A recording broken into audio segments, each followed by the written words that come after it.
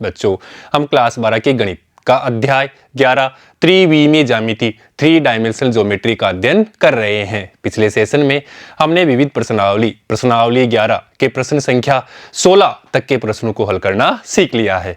बच्चों, आज हम उसी कड़ी में विविध प्रश्नावली 11 के प्रश्न संख्या 17 से लेकर के प्रश्न संख्या 20 तक के प्रश्नों को हल करना सीखते हैं। तो आइए देखते हैं क्वेश्चन संख्या 17।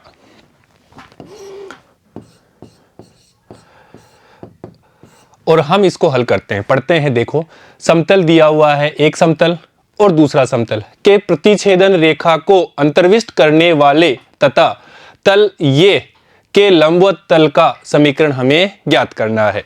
तो देखिए बच्चों, क्वेश्चन में हमें दिया है एक समतल और दो समतल है, अर्थात एक समतल है r स्थिति सदिश n1 वेक्टर बराबर d1 और इसी प्रकार दूसरा समतल मान लेते हैं r स्थिति सदिश n2 वेक्टर बराबर d2 और इन दोनों के प्रतिच्छेदन रेखा से जाने वाला समतल का समीकरण वो होता है, अपन जानते हैं, r स्थिति सदिश dot n1 vector plus lambda n2 vector equal to d1 plus lambda d2 होता है। ये अपन बात कर चुके हैं। और बच्चों, इन समतलों की जगह हमें ये समतल दिए हुए हैं, अर्थात इन दोनों समतलों से प्रतिच्छेदन से होकर जाने वाला समतल का समीकरण इससे हम प्राप्त कर लेंगे। फिर हमें कह रहा है कि तथा तल ये समतल के लंबवत है, अर्थात जो हमें प्राप्त होगा इन दोनों समतलों के प्रतिच्छेदन रेखा से जो समतल प्राप्त होगा उसका समतल का समीकरण और ये समतल का समीकरण एक दूसरे के लंबवत हैं, अर्थात इनके दिक् अनुपात से अपन कह देंगे कि a1 a2 plus b1 b2 plus c1 c2 बराबर 0 के होंगे। तो ये चीज अपन यहां से निकाल लेंगे। तो देखिएगा, तो पहले अपन इनके प्रतिच्छेदन से निकाल लेते हैं।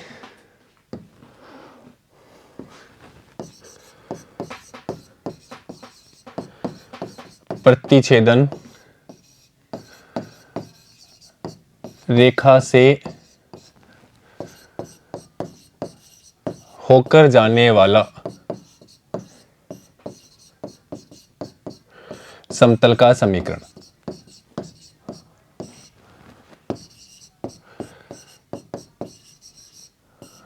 वो अपन निकाल लेते हैं इसकी सहायता से, अर्थात n1 वेक्टर और n2 वेक्टर हमें यहाँ पे मिल जाएंगे। ये वाला अपना पहला समतल है, अर्थात यहाँ से हमें n1 वेक्टर मिलेगा और ये दूसरा समतल है और यहाँ से हमें n2 वेक्टर मिलेगा। इसलिए और यहाँ पे रख देंगे अपन मान, तो हमें प्रतिच्छेदन रेखा से होकर जाने वाले समतल का समीकरण प्राप्त हो जाएगा। तो देखिएगा, r स्थिति सदिश dot I cap n1 vector की जगह लिखते हैं I cap plus 2j plus 3k 2j cap plus 3k cap plus lambda. अभी n2 वेक्टर लिखना है और n2 वेक्टर के लिए यहां से ले लेते हैं 2i plus j minus k। तो यहां लिखते हैं 2i cap plus j cap minus k cap is equal to d1 plus lambda d2। तो यहां पे देखो बच्चों, ये रूप में है हमारे पास में r vector n1 vector equal to d1।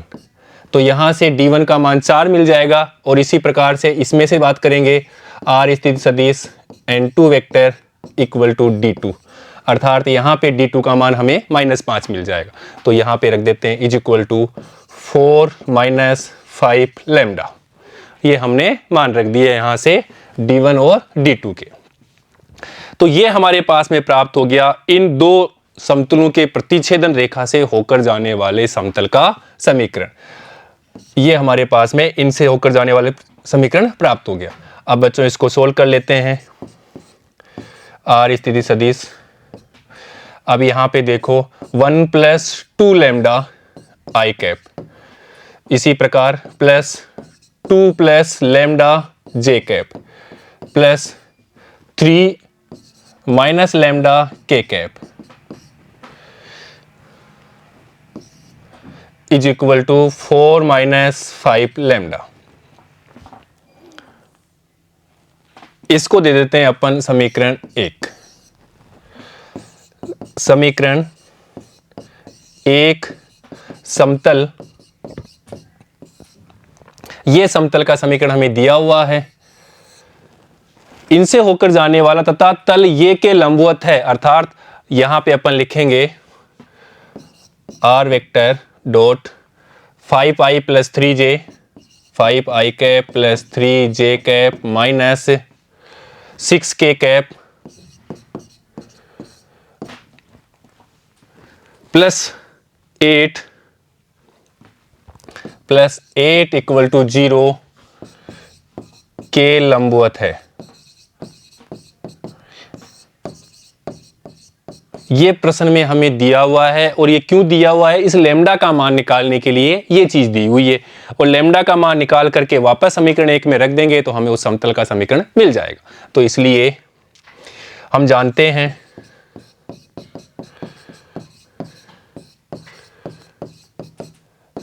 लंबवत होने की शर्त, दो समतल अगर लंबवत होते हैं, लंबवत होने की क्या शर्त है, क्या प्रतिबंध है, ये अपन पढ़ चुके हैं, अर्थात a1 a2 plus b1 b2 plus c1 c2 equal to 0 होता है। ये अपन कोस थीटा से अपन इनके दिक् अनुपात, अर्थात ये a1 b1 c1 पहले जो समतल है उसके दिक् अनुपात है, इसी प्रकार a2 b2 c2 दूसरे समतल के दिक् अनुपात है। दोनों समतल लंबवत होते हैं तो अपन जानते हैं कोस थीटा से, तो इसी फॉर्मूले से ये यहाँ पे मिलता है cos theta equal to n1 vector dot n2 vector upon n1 का परिमाण और इसी प्रकार n2 का परिमाण।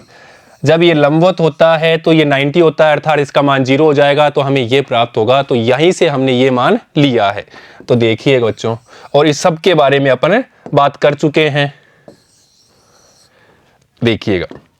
इसलिए अब देखो a1 क्या है, a1 समतल 1 से मिल जाएंगे दिक् अनुपात, अर्थात a1 equal to 1 plus 2 lambda, इसी प्रकार b1 equal to 2 plus lambda, और इसी प्रकार c1 equal to 3 minus lambda. हमने यहाँ समीकरण 1 से इसकी तुलना कर ली, अर्थात इसके अभिलंब के दिक् अनुपात हमें ये प्राप्त हो गए।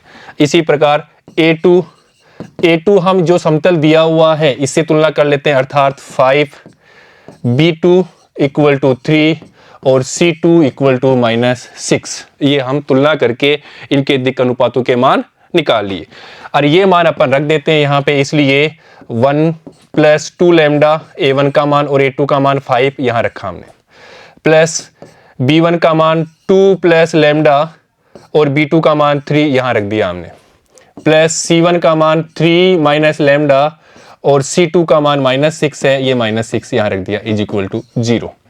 अब इसको सोल्व कर लेते हैं, तो 5 plus 10 lambda plus 6 plus 3 lambda plus 3 minus lambda, अच्छा इसको मल्टीप्लाई भी कर लेते हैं इसके साथ में, तो देखिएगा -18 हो जाएगा, तो यहाँ लिख देते हैं अपन -18, और ये माइनस माइनस प्लस के 6 लैम्डा इक्वल टू 0, ये हमने मल्टीप्लाई भी कर दिया।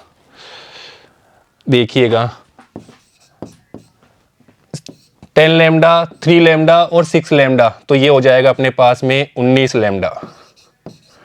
अब यहाँ पे देखो 5 प्लस 6 और यहाँ पे है अपने पास में 18 माइनस का, तो ये हो जाएगा 11 और यहाँ पे हो जाएंगे -18, तो अपने पास प्राप्त होंगे माइनस के 7, तो ये -7 और ये 0, तो लैम्डा बराबर 7/19 हमें प्राप्त हो गया।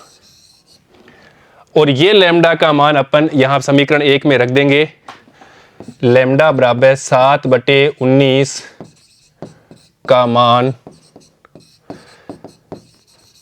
समीकरण 1 में रखने पर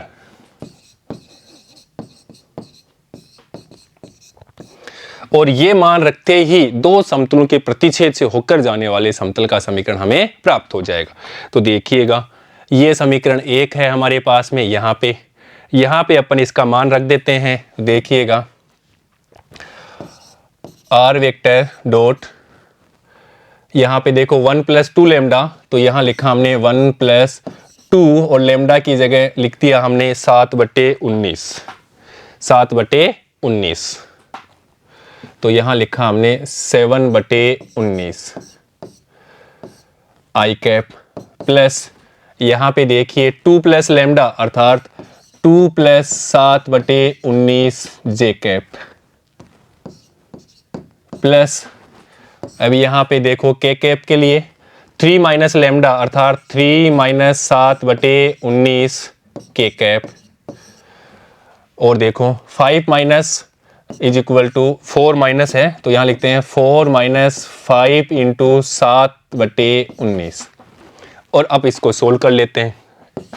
तो देखिएगा आर स्थिति सदिश ऐसे कैसे रख लेते हैं तो यहाँ पे पहले 7 दूनी 14 और 19 हो जाए तो 19 प्लस 14/19 आई कैप ऐसे यहाँ पे प्लस 19 दूना 38 प्लस 7/19 ये जे कैप प्लस यहाँ पे देखो 19 57 तो यहाँ पे लिखेंगे 57 माइनस 7/19 के कैप इज इक्वल टू अब यहाँ पे देखो 7 पंजे 35 और इस 19 को 4 से मल्टीप्लाई एलसीएम भी लेंगे तो मल्टीप्लाई भी हो जाएगा तो यहाँ हो जाएगा 19 चौक 76 तो ये 76 माइनस 35/19 यहाँ पे एलसीएम लेंगे तो 19 से राइट साइड का और लेफ्ट साइड का 19 बराबर है वो कैंसिल हो जाएगा एलसीएम लेने पे इसलिए देखिएगा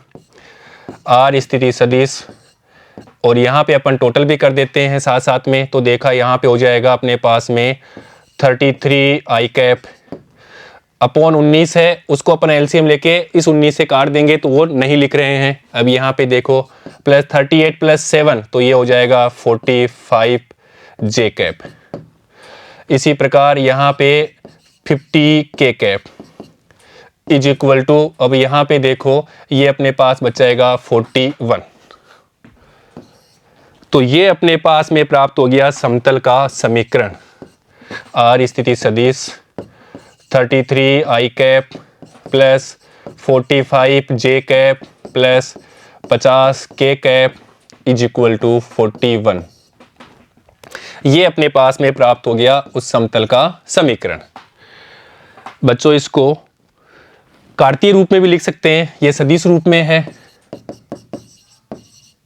सदिश रूप में कार्तीय रूप में लिखने के लिए एक्स आई कैप प्लस वाई जे कैप प्लस जेड के कैप डॉट 33 आई कैप प्लस 45 के कैप जे कैप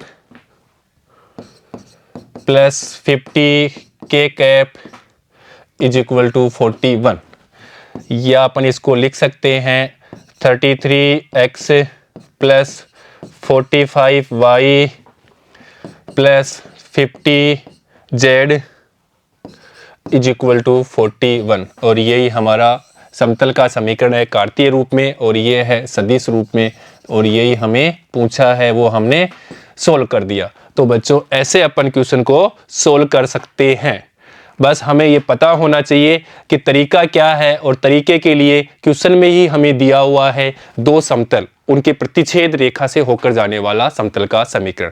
तो दो समतल से प्रतिच्छेद रेखा से होकर जाने वाला समतल का समीकरण अपन जानते हैं यहाँ से आर स्थिति सदिश bracket dot n1 vector plus lambda n2 vector is equal to d1 plus lambda d2। तो ये हमारे पास प्रतिच्छेदन है और उसके लिए एक शर्त दी है कि ये जो प्राप्त होने वाला समतल और ये समतल एक दूसरे के लंबवत है तो लंबवत की शर्त रख दी तो वहां से हमने इस लेमडा का मान रख दिया लेमडा का मान प्राप्त कर लिया और लेमडा का मान वापस यहाँ पे रख देंगे तो हमें उस समतल का समीकरण प्राप्त हो जाएगा और वही हमें पूछा है वो हमने सिद्ध कर दिया। ठीक है बच्चों नेक्स्ट देखते हैं क्वेश्चन 18।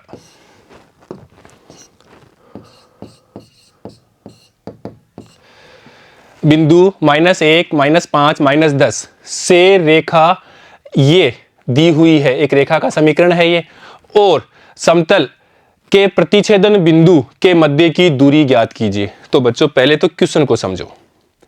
क्वेश्चन में हमें दिया है मान लेते हैं यहाँ पे एक बिंदु है ये मान लेते हैं अपन ए बिंदु और इसके निर्देशांक दिए -1 -5 और -10 और एक रेखा इस बिंदु से होकर जाने वाली ये अपन मान लेते हैं रेखा है और ये रेखा समतल के प्रतिच्छेद बिंदु मान लेते हैं यहाँ पे एक समतल है और यहाँ पे इस P बिंदु पे ये प्रतिच्छेद करता है ये समतल है ये रेखा इस P बिंदु पर प्रतिच्छेद करती है, तो मान लेते हैं उस बिंदु P है जिसके निर्देशांक अपन मानते हैं x, y, z। तो यहां बोला है कि प्रतिच्छेद बिंदु अर्थात P और मूल बिंदु यहां पे सॉरी ये बिंदु ये दिया हुआ है, इस बिंदु के मध्य की दूरी अर्थात क्वेश्चन के हिसाब से बात करें तो A से P की दूरी निकालनी है, हमें ये दूरी निकालनी है। ये क्वेश्चन में हमें पूछा हुआ है कि A और P के बीच की दूरी निकालनी है। तो बच्चों पहले तो अपन बात कर लेते हैं कि ये जो रेखा का समीकरण है ये भी बिंदु P पे इस रेखा को भी संतुष्ट करेगा और यहाँ पे प्रतिच्छेद कर रहा है, तो इस P बिंदु ये P बिंदु इस समतल को भी प्रतिच्छेद करेगा। तो अर्थात ये P बिंदु रेखा पे भी है और ये P बिंदु समतल पे भी है, तो ये P बिंदु रेखा को भी संतुष्ट करेगा और समतल को भी संतुष्ट करेगा, इसलिए हमें लैम्डा का मान मिल जाएगा। और बच्चों लैम्डा का मान मिलते ही हम x, y, z उसके निर्देशांक निकालेंगे और दो बिंदुओं के बीच की दूरी भी निकाल लेते। तो ऐसे क्वेश्चन को पहले समझना है कि क्वेश्चन में हमें पूछना क्या चाह रहा है, हमें आंसर किस चीज का देना है। तो बच्चों रेखा का समीकरण हमें दे रखा है, रेखा का समीकरण r vector is equal to 2i cap minus j cap plus 2k cap plus lambda 3i cap plus 4j cap plus 2k cap. तो बच्चों इसको कार्तीय रूप में लिख लेते हैं क्योंकि हमें x, y, z के मान चाहिए। अर्थात यहां पे देखो 2 plus 3 lambda i cap plus -1 minus 4 plus 4 lambda j cap -1 और यहां से 4 lambda j cap plus 2 plus 2 lambda ये मिल गया k कैप। और बच्चों इसको भी अपन स्थिर सदिश के रूप में लिख लेते हैं, तो ये हो जाएगा x i cap plus y j cap plus z k cap. क्योंकि हमने इस P बिंदु के निर्देशांक x y z लिया है तो इसका पोजीशन वेक्टर ये हो गया। अर्थात यहां से अपन तुलना कर लेते हैं तो हमें x और y z के मान मिल जाएंगे। तो x बराबर 2 प्लस 3 लैम्डा, इसी प्रकार y बराबर -1 प्लस 4 लैम्डा और इसी प्रकार z बराबर भी देख लीजिएगा, z बराबर 2 प्लस 2 लैम्डा। ये हमें प्राप्त हो गए इस x y z के यहाँ के निर्देशांक, ये हमें प्राप्त कर लिए इस रेखा से। अब ये बिंदु इस समतल को भी संतुष्ट करेंगे, तो देखिएगा x y z के मान समतल को भी संतुष्ट करते हैं।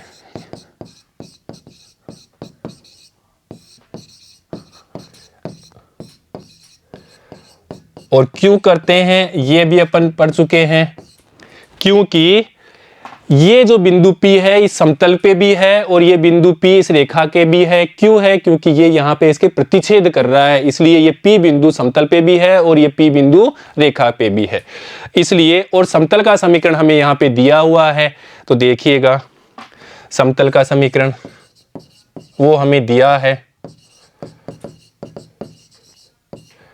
r स्थिति सदिश dot i cap minus j cap i cap minus j cap plus k cap is equal to 5। ये हमें दिया है, क्वेश्चन में दे रखा है। तो बच्चों ये संतुष्ट करेगा, इसलिए यहां पे देखिए अपन इसको भी कार्तीय रूप में लिख सकते हैं। तो x minus y plus z is equal to 5, ये हो गया कार्तीय रूप में।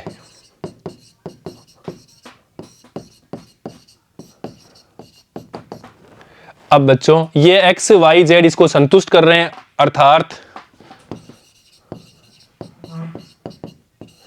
यहां से अपन ये मान यहां रख देंगे तो 2 प्लस 3 लैम्डा, x की जगह रखा हमने 2 प्लस 3 लैम्डा, माइनस y की जगह यहां से रखेंगे तो -1 प्लस 4 लैम्डा, और z की जगह यहां से रख देंगे प्लस z की जगह, तो ये 2 plus 2 lambda is equal to 5। ये रख दिया, ये मान रख दिए। क्यों रख दिए? क्योंकि ये P बिंदु इस समतल पे भी है, इसलिए ये P बिंदु के निर्देशांक समतल को भी संतुष्ट करते हैं। या अपन इसको हल करते हैं तो 2 plus 3 lambda plus 1 minus 4 lambda plus 2 lambda equal to 5। यहाँ पे अपने पास में क्या है 3 लैम्डा, यहाँ पे माइनस 4 लैम्डा, तो माइनस लैम्डा हो गया और यहाँ पे है 2 लैम्डा, अर्थात यहाँ हमारे पास बचेगा यहाँ पे लैम्डा। इसी प्रकार अब इनको देखते हैं 2 प्लस 1 3 प्लस 2 5, तो यहाँ लिख देते हैं अपन 5 इज इक्वल टू 5। तो लैम्डा बराबर 5 माइनस 5 इक्वल टू 0। तो ये लैम्डा का मान हमारे पास प्राप्त हो गया 0। अब ये लैम्डा का मान अपन इन बिंदु पे रख देते हैं, तो देखिएगा लैम्डा बराबर 0 का मान एक्स वाई जेड में रखने पर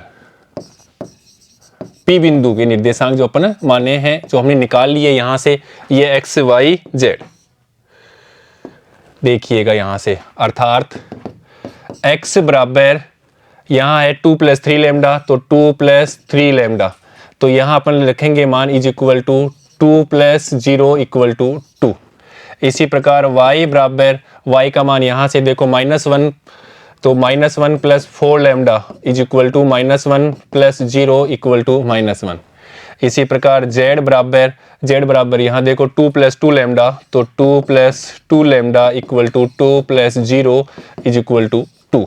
तो इस P बिंदु के निर्देशांक, P के निर्देशांक जो हमें पूछा गया है वो हमने निकाल लिया। क्या प्राप्त हो गए हमारे पास में 2 -1 और 2, ये हमने P बिंदु के निर्देशांक प्राप्त कर लिए। ठीक है बच्चों, तो ये हमने P बिंदु के निर्देशांक प्राप्त कर लिए, अर्थात हमने इस बिंदु के निर्देशांक प्राप्त कर लिए। P बिंदु के निर्देशांक 2 -1 2, 2 -1 2। अब क्वेश्चन में हमें निकालना है A और P के बीच की दूरी, ये हमें निकालना है, ये हमें पूछा है कि इनके मध्य की दूरी ज्ञात कीजिए। तो बच्चों दो बिंदु हैं, दो बिंदुओं के बीच की दूरी अपन जानते हैं, तो देखिएगा A बिंदु है हमारे पास में -1 -5 -10, तो यहाँ लिखते हैं -1 -5 और -10। और दूसरा बिंदु है P, उसके निर्देशांक हमने निकालिए 2 -1 2, अर्थात AP is equal to x2 minus x1, अर्थात 2 माइनस माइनस प्लस 1 का square, plus y2 minus y1, अर्थात -1 और माइनस माइनस प्लस का 5 square, plus z2 minus z1, अर्थात 2 माइनस माइनस प्लस का 10 का स्क्वायर, ये अंडर रूट। ये दो बिंदुओं के बीच की दूरी का फॉर्मूला हमने लगा दिया, x2 माइनस x1 का square plus y2 minus y1 का square plus z2 minus z1 का स्क्वायर का under root is equal to 3 का स्क्वायर 9, 4 का स्क्वायर 16 प्लस 12 का स्क्वायर 144 का under root is equal to, यहाँ पे देखो ये हो जाएगा अपने पास में 169 का अंडर रूट, और 169 का अंडर रूट हम जानते हैं वो प्राप्त होता है 13, अर्थात ये बीच की दूरी AP के बीच की दूरी हो गई 13 इकाई, और ये ही हमारा आंसर है, और यही हमें पूछा है कि इनके मध्य की दूरी वो हमने निकाल दी 13 इकाई है, ये हमने 13 इकाई निकाल दी। ऐसे अपन क्वेश्चन को सोल्व कर लेते हैं, ये इंटरेस्टिंग क्वेश्चन है। ठीक है बच्चों, नेक्स्ट देखते हैं 19। बिंदु 1 2 3 से जाने वाली तथा समतल, ये समतल और ये समतल के समानांतर रेखा का सदिश समीकरण लिखना है। देखिएगा बच्चों, इसको भी अपन समझते हैं क्वेश्चन को। क्वेश्चन में हमें क्या दिया है, मान लेते हैं यहाँ पे एक बिंदु है A, ले लेते हैं A बिंदु जिसके निर्देशांक 1 2 3। तो इस बिंदु से जाने वाली एक रेखा का हमें समीकरण निकालना है, और इस बिंदु पे अपन लेते हैं एक P बिंदु लेते हैं x y z, और इसका जो समीकरण, इसके समानांतर सदिश लेते हैं B वेक्टर, और इसका समीकरण मिलता है हमें R vector equal to A vector plus lambda B vector. ये अपन पढ़ चुके हैं। अब यहाँ पे शर्त दी है कि समानांतर B वेक्टर ना देके, उसके लिए हमें यहाँ पे ये शर्त दी हुई है। इस शर्त के हिसाब से हमें ये बी वेक्टर निकालना है, अर्थात इस समतल का समीकरण बनाना है। तो देखिएगा यहाँ पे हमें दिया है, मान लेते हैं एक समतल ये है और एक समतल ही ये है। ये दोनों समतल इस रेखा के समानांतर है, ये दिया हुआ है। ये समतल 1 है और ये समतल 2 है। ये क्वेश्चन में दिया हुआ है और हमें इस रेखा का समीकरण ज्ञात करना है, वो भी सदिश रूप में। तो देखिएगा, तो ये अपन जानते हैं, तो रेखा का समीकरण ये सदिश रूप में, इसको अपन कार्तीय रूप में लिखें तो x minus x1 upon a is equal to y minus y1 upon b is equal to z minus z1 upon c होता है। ये भी अपन जानते हैं, ये चीज को अपन जानते हैं। अर्थात यहां बिंदु दिए हुए हैं, बिंदु x1 y1 z1 का मान दिया हुआ है 1 2 3 से जाने वाली रेखा।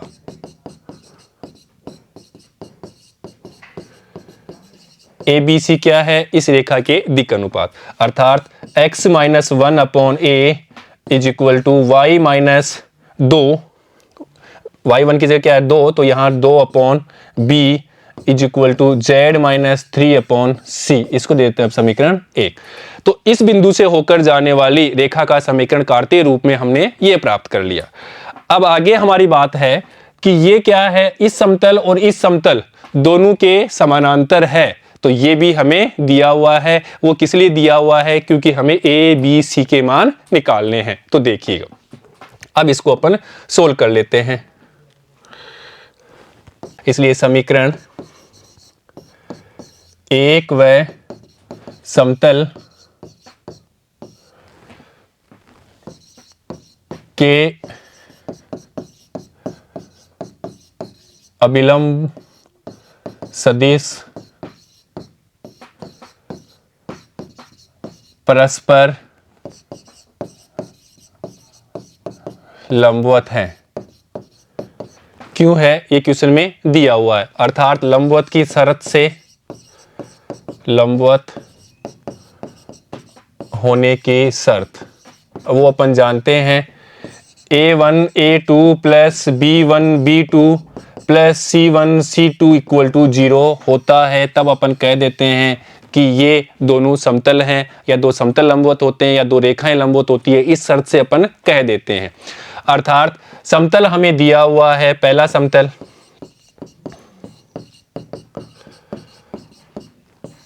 व रेखा से। तो बच्चों, रेखा के तो दिक् अनुपात हमने लिए हैं ए बी सी, ये रेखा के दिक् अनुपात।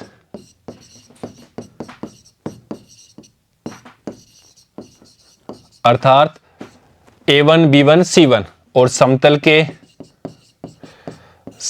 के अभिलंब सदिश,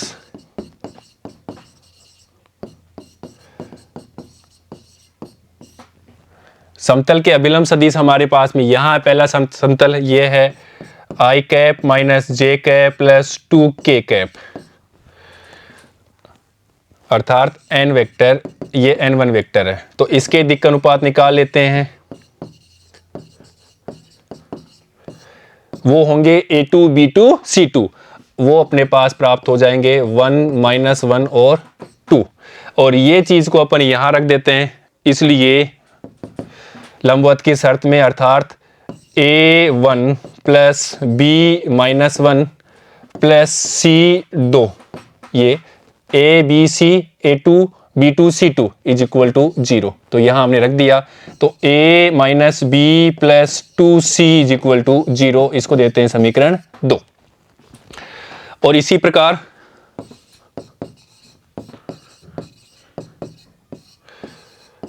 दूसरे समतल के समीकरण से, दूसरे समतल के समीकरण से, और दूसरा समतल हमें दिया हुआ है यहां से r स्थिति सदिश dot 3i cap plus j cap plus k cap is equal to 6। अर्थात इसके दिक् अनुपात निकाल लेते हैं अभिलंब सदिश के। वो अपने पास 3 1 और 1 हो जाएंगे। इसलिए लंबवत की शर्त लगा लेते हैं अब अपन। लंबवत की शर्त वो है अपने पास में a1 a2 plus b1 b2 plus c1 c2 equal to 0। ये भी जानते हैं अपन। तो यहाँ पे a1 b1 c1 तो क्या है a b c, और a2 b2 c2 है अपने पास 3 1 1। इसलिए 3a plus b plus c is equal to 0। इसको देते हैं समीकरण 3। अब अपन समीकरण 2 और 3 को हल करते हैं। समीकरण 2 व 3 से हल करने पर तो देखा समीकरण 2 है हमारे पास में a minus b plus 2c equal to 0, और समीकरण 3 प्राप्त हुआ 3a plus b plus c is equal to 0। ये अपने पास में प्राप्त हो गए। इनको अपन हल करते हैं वज्र गुणा विधि से, अर्थात a अपॉन इसको छोड़ेंगे तो ये माइनस ये अर्थात -1 और यहाँ से 1 तो -1, और यहाँ पे ये माइनस का तो ये -2 is equal to minus b. अब की बार अपन इसको छोड़ना है अर्थात 1, और यहाँ से 3 × 2 6 is equal to c upon इसके बाद इसको छोड़ना है तो ये 1, यहाँ से इसका 1 और ये 1 तो ये 1, और यहाँ पे देखिए अपना 3 - 1 तो ये हो जाएगा, और माइनस इसका तो +3 3 - 1 और माइनस फॉर्मूले का तो यहाँ पे अपन लिखेंगे +3, या अपन इसको लिख सकते हैं a upon -3 is equal to b upon 5, यहाँ पे -5 होगा तो माइनस कट के b upon 5 is equal to c upon 4, या अपन इसको लिख सकते हैं a अनुपात b अनुपात c इज इक्वल टू -3 अनुपात 5 अनुपात 4। तो बच्चों ये दिक अनुपात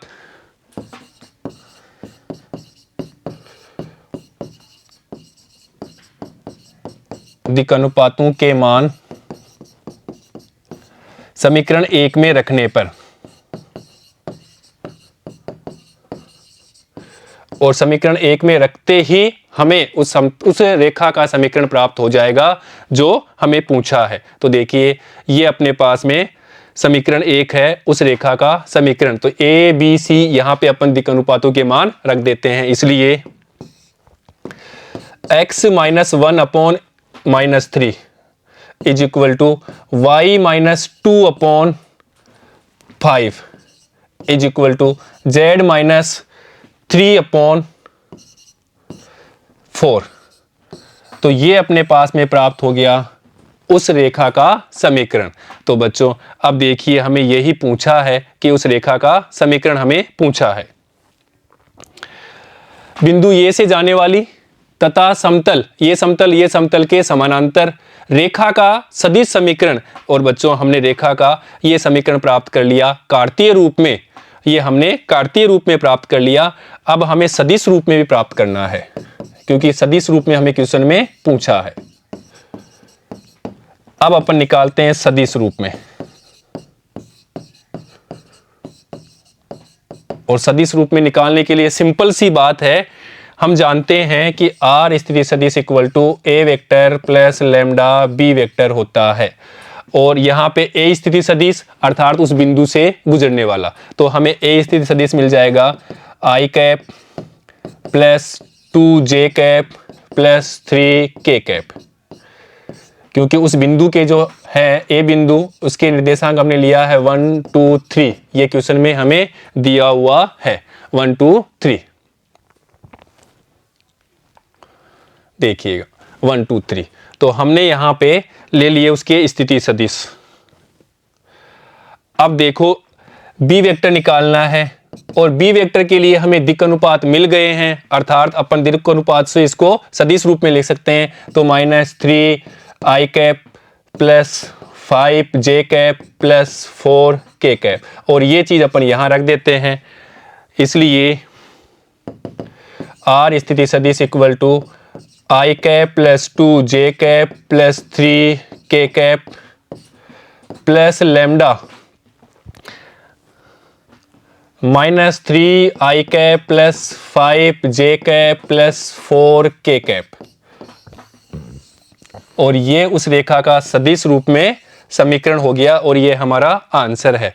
बच्चों चाहें तो अपन इसके बराबर लैम्डा लेकर के भी इसको सदिश रूप में लिख सकते हैं। देखिएगा उसको भी अपन सीधा यहाँ से भी कर सकते हैं। तो देखो x minus 1 upon minus 3 is equal to y minus 2 upon 5 is equal to z minus 3 upon 4 को हमने लैम्डा के बराबर माना। तो यहाँ से हमारे पास में x माइनस 1 बराबर माइनस 3 लैम्डा, तो x बराबर माइनस 3 लैम्डा प्लस 1। इसी प्रकार से y minus 2 equal to 5 lambda, तो लैम्डा बराबर 2, यहाँ लिख देते हैं 5 लैम्डा प्लस 2। और इसी प्रकार से z minus 3 equal to 4 lambda, तो z बराबर 4 लैम्डा प्लस 3। तो हमने x y z के मान निकाल लिए, x का मान यहाँ से ले लिया, y का मान यहाँ प्राप्त कर लिया और z का मान यहाँ प्राप्त कर लिया और सदिश रूप में अपन लिख लेते हैं इसको। तो देखिएगा x i cap plus y j cap plus z k cap, ये सदिश रूप में लिखते हैं, इसलिए अब यहाँ पे x का मान रख देंगे। तो x का मान अपने पास है minus 3 lambda plus 1 i cap plus y का मान रख देते हैं यहाँ से, तो 5 lambda plus 2 j cap plus z का मान रख देते हैं यहाँ से, तो ये हो जाएगा 4 लैम्डा प्लस 3 k कैप। और बच्चों इसको अपन सोल्व करते हैं तो अपने पास में प्राप्त होता है, देखो i cap plus 2 j cap plus 3 k cap plus lambda common ले लेते हैं, तो यहाँ अपने पास बचेगा माइनस 3 i कैप और यहाँ पे प्लस 5 j कैप और यहाँ पे प्लस 4 k कैप। तो यहाँ से भी हमें वो रेखा का समीकरण प्राप्त हो गया और ऐसे हमने यहाँ से भी वो रेखा का समीकरण हमने प्राप्त कर लिया था, यही आया था देखिए। तो यहाँ पे भी हमने उस रेखा का समीकरण प्राप्त कर लिया। r वेक्टर बराबर i cap plus 2j cap plus 3k cap plus lambda minus 3i cap plus 5j cap plus 4k cap. तो ये सदिश रूप में आ गया और यहाँ पे हमने कार्तीय रूप में प्राप्त कर लिया। तो ऐसे अपन सदिश रूप से कार्तीय रूप में भी प्राप्त कर लेते हैं या कार्तीय रूप से सदिश रूप में भी प्राप्त कर लेते हैं। ठीक है बच्चों, नेक्स्ट देखते हैं क्वेश्चन 20। क्वेश्चन 20 भी क्वेश्चन 19 की तरह ही मिलता जुलता है। थोड़ा देखिएगा, बिंदु ए से जाने वाली और दो रेखाएं, अब की बार समतल नहीं दिया हुआ है, रेखाएं दी हुई। पहले क्या दिया था, समतल दिया था। बस अंतर क्या है, अब की बार यहाँ पे भी समतल का समीकरण न दे करके हमें रेखा का समीकरण दिया हुआ है, दूसरी रेखा। और यहाँ पे क्या है, लंब है। अब पहले क्वेश्चन में 19वें क्वेश्चन में क्या दिया था, यहाँ पे समतल का समीकरण, यहाँ पे समतल का समीकरण, और दोनों समतल इस जो बिंदु से जाने वाली रेखा है उसके समानांतर था। अंतर यहाँ पे समझिएगा, ये बिंदु से जाने वाली रेखा का समीकरण इस रेखा और इस रेखा पे लंब है। बात वहां पे आ गई थी, वो समतल समानांतर था अर्थात उसके अभिलंब सदिश था, वो लंबवत हो जाएगा। तो यहाँ पे ये रेखा ही इसके लंबवत है अर्थात इसके दिक् अनुपात और इस जाने वाली रेखा से दिक् अनुपात क्या होंगे, a1 a2 plus b1 b2 plus c1 c2 का मान 0 है। क्यों हो गए, क्योंकि ये क्या है, लंब है, ये दिया हुआ है और लंब की शर्त अपन जानते हैं। तो देखिएगा अपन इसको सोल्व कर लेते हैं। तो बिंदु 1 2 -4 से जाने वाली रेखा का समीकरण,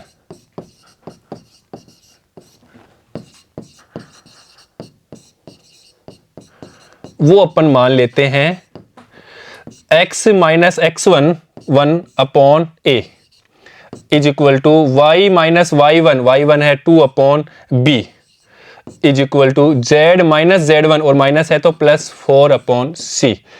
ये हमने उस रेखा का समीकरण मान लिया जो बिंदु 1 2 -4 से गुजरती है। और दोनों रेखाओं, एक रेखा ये है और एक रेखा ये है, ये दोनों रेखाएं पर लंब है। ये रेखा इस रेखा पे भी, इस रेखा पे, दोनों पे लंब है।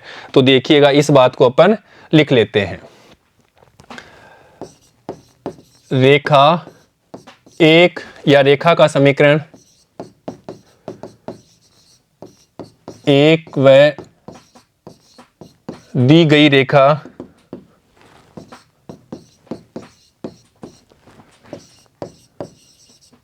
दी गई रेखाएं परस्पर लंबवत हैं। अर्थात इस रेखा के दिक् अनुपात और दी गई रेखाओं के दिक् अनुपात परस्पर क्या होंगे? लंबवत होंगे। अर्थात अपन लिखेंगे a1 a2 plus b1 b2 plus c1 c2 is equal to 0। ये लंबवत होने की प्रतिबंध है। अब देखिएगा, तो समीकरण 1 के दिक् अनुपात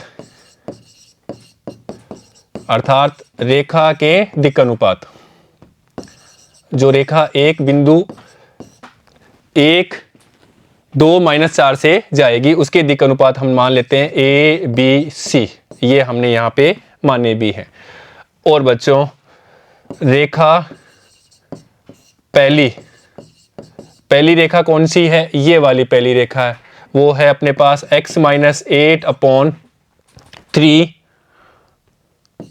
is equal to y minus plus है तो y + 19, तो यहां लिखते हैं अपन y + 19 अपॉन -16 बराबर z -10 अपॉन 7 के दिक् अनुपात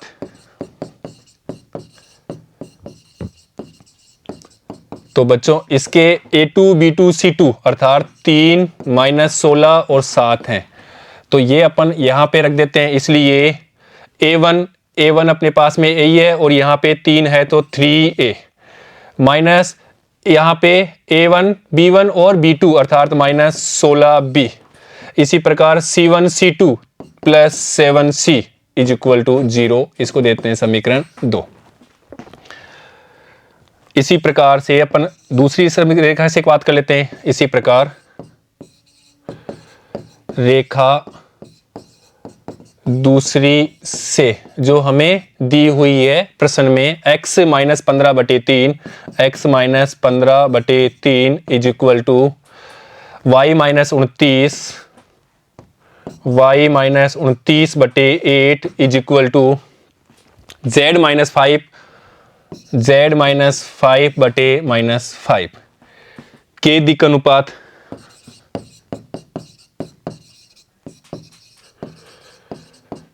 और इसके दिक् अनुपात 3 8 -5। तो ये दूसरी रेखा भी पहली रेखा समीकरण 1 के लंबवत है, इसलिए लंबवत है, ये दिया है हमें। और लंबवत होने की शर्त यहां पे भी अप्लाई कर देते हैं, अर्थात 3a plus 8b a1 a2 plus b1 b2 minus 5c equal to 0 समीकरण 3। तो यहां पे भी समीकरण 2 और 3 को हल कर लेते हैं। तो समीकरण 2 व 3 से, इसलिए बोला था कि क्वेश्चन 19 और 20 दोनों एक जैसे ही है, वहां पे समतल के समीकरण दिए हुए हैं, यहाँ पे रेखा के समीकरण दिए हैं, बात एक ही है। तो हमने उसको भी लंबवत किया, इसको भी लंबवत किया, क्योंकि वहां पे अभिलंब सदिश थे, समतल के अभिलंब सदिश उस रेखा के लंबवत है, यहाँ पे रेखा उस रेखा जो दी गई रेखा उसके लंबवत है, ये क्वेश्चन में ही दिया हुआ है। तो बच्चों देखा समीकरण 2 है 3a - 16b plus 7c is equal to 0। और ऐसे ही यहाँ पे देखिएगा 3a plus 8b minus 5c is equal to 0। अब देखो इनको अपन हल करते हैं वज्र गुणा विधि से। a अपॉन यहां माइनस माइनस प्लस प्लस हो गया, तो 16 पंजे 80, तो यहां लिखा हमने 80। और ऐसे ही ये माइनस, तो यहां पे 8 2 7 56, तो ये लिखा हमने 56 is equal to b minus b लेते हैं अपॉन, अब बार इसको छोड़ना है तो यहां से, तो ये देखो प्लस और माइनस तो माइनस रहेगा, 5 × 3 तो माइनस के 15। ऐसे इनको देखना है तो 7 तिया 21, तो माइनस का 21 is equal to c upon, अब की बार इसको छुपाना है, अर्थात 8 × 3 तो ये 24 माइनस, यहाँ पे देखो तो ये माइनस है, ये माइनस, ये तो प्लस का हो जाएगा, तो 16 × 48, तो अपन लिखें 48। या अपन इसको लिख सकते हैं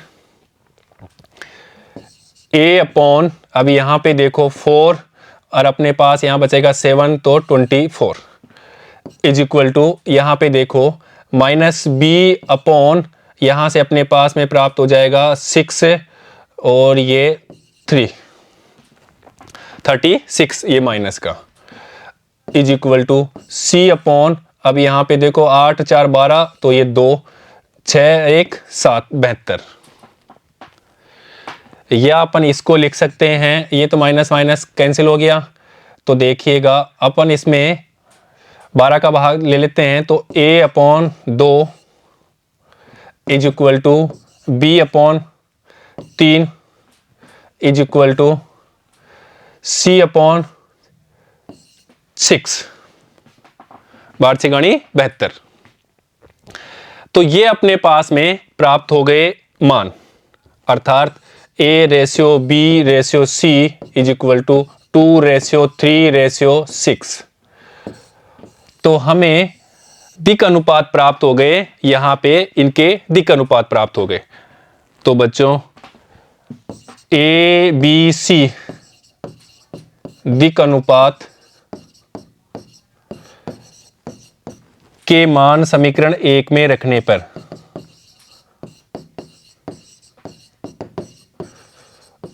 और समीकरण 1 में रखते ही हमें रेखा का समीकरण प्राप्त हो जाएगा, जैसे हमने क्वेश्चन 19 में भी किया था। देखिएगा, इसलिए x minus 1 upon 2 is equal to y minus 2 upon 3 is equal to z plus 4 upon 6। तो ये उस रेखा का समीकरण हो गया। तो बच्चों ये उस रेखा का समीकरण प्राप्त हो गया हमें कार्तीय रूप में।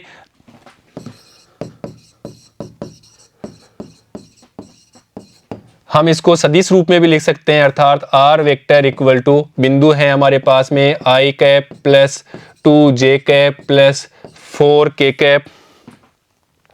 तो यहाँ पे प्लस का है तो यहाँ अपने पास में प्राप्त हो जाएगा माइनस, तो यहाँ अपन लिख देते हैं minus 4k cap k cap plus lambda, अर्थात इसके दिक् अनुपात वो लिखते हैं अपन 2i cap plus 3j cap plus 6k cap. तो ये उस रेखा का सदिश रूप में भी समीकरण प्राप्त हो गया। तो अपन ऐसे कार्तीय रूप में और सदिश रूप में दोनों में तो कन्वर्ट करना जानते हैं, ऐसे कन्वर्ट कर लेते हैं। ठीक है बच्चों, तो बच्चों आज हमने इस सेशन में प्रश्नावली 11 विविध प्रश्नावली के प्रश्न संख्या 17 से लेकर के प्रश्न संख्या 20 तक के प्रश्नों को हल करना सीख लिया है। बच्चों ने सेशन में इसी कड़ी में विविध प्रश्नावली 11 के प्रश्न संख्या 21 से लेकर के उसके आगे के सभी प्रश्नों को हल करना सीख लेंगे। ठीक है बच्चों, धन्यवाद।